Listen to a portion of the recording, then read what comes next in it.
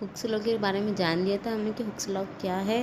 Molecule के bond state पर निर्भर करता है वो, है ना। उसके साथ ही उसके वाइब्रेशन की फ्रिक्वेंसी इंक्रीज हो जाती है। ठीक है, इसके बाद हम देखेंगे आगे, जिससे बॉन्ड स्ट्रेंथ बढ़ती है वाइब्रेशन फ्रिक्वेंसी भी बढ़ती है। अब हम ऑक्सीजन हाइड्रोजन या कार्बन कार्बन लेते हैं। जहाँ ऑक्सीजन और हाइड्रोजन की रिड्यूस कम है तो फ्रिक्वेंसी ज़्यादा होती है। ठीक है, और वैसे ही कार्बन कार्बन में रिड्यूस मास की वैल्यू क्या होती है, ज़्यादा होती है, जिससे फ्रिक्वेंसी की वैल्यू कम होती है। ये हुक्स लॉ ने बताया है। IR स्पेक्ट्रोस्कोपी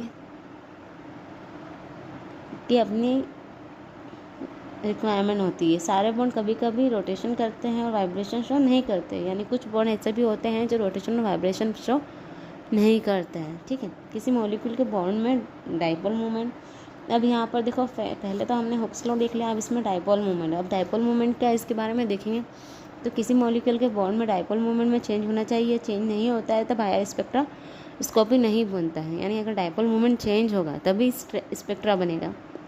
अगर डाइपोल मोमेंट चेंज नहीं होता है तो स्पेक्ट्रा नहीं बनता। IR रेडिएशन को बॉन्ड ऑब्जर्व नहीं कर पाता है, जिससे स्पेक्ट्रा नहीं बन पाता। यानी डाइपोल मोमेंट क्या है, देखो इसमें क्या बताया गया कि IR रेडिएशन को बॉन्ड ऑब्जर्व नहीं कर पाता। जब IR रेडिएशन हम किसी मॉलिक्यूल पर डालते हैं, सैंपल पर डालते हैं, तो क्या होता है, वो मॉलिक्यूल रेडिएशन को ऑब्जर्व नहीं कर पाते, और ऑब्जर्व नहीं कर पाते उसकी वजह से क्या नहीं बनता, स्पेक्ट्रा नहीं बनता है ना। अगर वो वाइब्रेशन नहीं करते तो स्पेक्ट्रा नहीं बनता, और इसे हम क्या बोलते हैं, डाइपोल मूवमेंट करते हैं, है ना। देखो यहाँ पर यही लिखा हुआ है।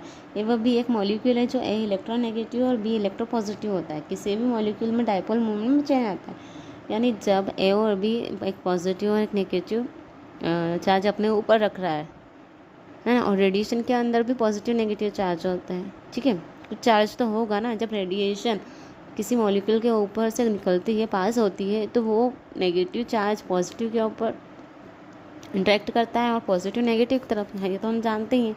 तभी डाइपोल मोमेंट शो करता है ना। और डाइपोल मोमेंट शो होता है तो वो स्पेक्ट्रा देता है।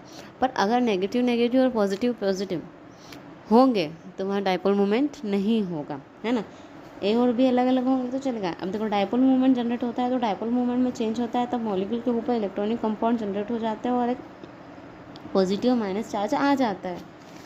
ठीक है, इसी प्रकार IR स्पेक्ट्रोस्कोपी में भी अपना इलेक्ट्रॉनिक कंपाउंड होते हैं जो मॉलिक्यूल के इलेक्ट्रॉनिक कंपाउंड से मैच करते हैं, जिससे मॉलिक्यूल IR रेडिएशन का ऑब्जर्व कर पाता है। डाइपोल मूवमेंट में चेंज नहीं होता है तब कोई मॉलिक्यूल में कोई भी इलेक्ट्रॉनिक कंपाउंड नहीं होता। IR स्पेक्ट्रम में कंपाउंड कोरिलेट नहीं करते, जिससे मॉलिक्यूल IR को ऑब्जर्व नहीं कर सकते।